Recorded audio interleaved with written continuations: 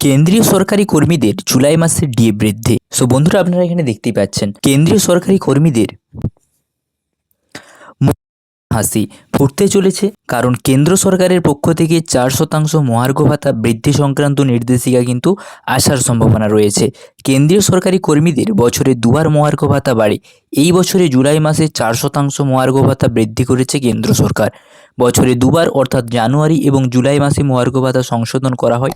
শিল্প শ্রমিকদের জন্য সর্বভারতীয় ভোক্তা মূল্য সূচকের গড় তথ্যের উপর ভিত্তি করে এটি করা হয়ে থাকে। এই সুবিধা শুধুমাত্র যে বর্তমানে কর্মরত কেন্দ্র সরকারি কর্মীরাই পেয়ে থাকেন তা নয়, এই সুবিধাও আওতায় পেনশনভোগীরাও কিন্তু পড়েছেন।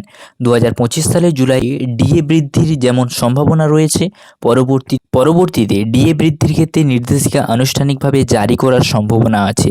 সেপ্টেম্বর অক্টোবর মাসে দীপাবলির সময় অষ্টম বেতন কমিশন এখনও গঠন করা হয়নি। আশা করা যায় 2027 সালের মধ্যে এটি কিন্তু হতে পারে। দেশের মুদ্রাস্ফীতির ওপর ভিত্তি করে ডিএর বৃদ্ধির সম্ভাবনা তৈরি হয়। তাই 2025 সালে জুলাই মাসে 4% মূল্য বৃদ্ধি জনিত ভাতা বৃদ্ধির কথা কিন্তু বলা হয়েছে। জুলাইয়ে 4% ডিএ বৃদ্ধি পেলে বর্তমান পরিসংখ্যান অনুযায়ী 55% ডিএ থেকে বৃদ্ধি পেয়ে 59% বৃদ্ধি পাবে। এই নির্দেশিকা জুলাই মাস থেকে কার্যকর হবে বলে আশা করা যায়। সপ্তম বেতন কমিশন ডিএ বৃদ্ধির ফর্মুলা। ডি অর্থাৎ পার্সেন্ট।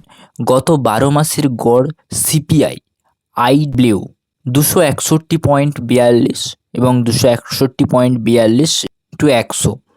এখানে হিসাবের নমুনার জন্য 261 × 42 হলো ভিত্তি মান ধরা হয়েছে। এই পদ্ধতি অনুযায়ী বর্তমানে প্রত্যাশিত ডিএ বৃদ্ধি 4% অনুমান করা হচ্ছে। সো বন্ধুরা, আপনারা বুঝতে পারলেন যে কেন্দ্রীয় সরকারি কর্মীদের জন্য জুলাই মাসে কিন্তু ডিএ বৃদ্ধি করছে। তো বিস্তারিত আজকের আপডেটটা আপনাদেরকে বলে দিলাম। ভালো লাগলে অবশ্যই ভিডিওটাতে লাইক করবে এবং চ্যানেলে যদি নতুন হয়ে থাকেন অবশ্যই চ্যানেলটাকে কিন্তু সাবস্ক্রাইব করে রাখবেন। Thanks for watching. S M এর কুসুম। জয় হিন্দ।